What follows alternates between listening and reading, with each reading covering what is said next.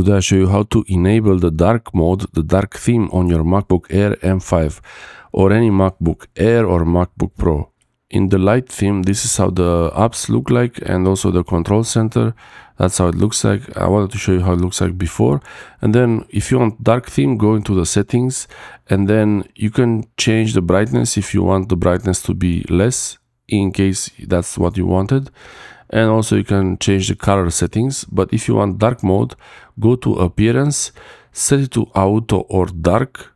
I prefer to have it dark mode, dark theme always.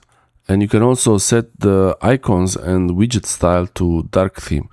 I prefer to have the icons and widgets set to default, but you can have them on this dark theme or even the clear format. This is a new style, and the tinted, that's even more, it's more interesting to have something different. The default will have the colors, the original colors of the icons, and they will have the light appearance with the background being in dark theme. This is how I prefer it. I believe this works. It looks pretty good to me. Let me know how is your preference. So you want light theme or dark theme, and why. Thanks for watching.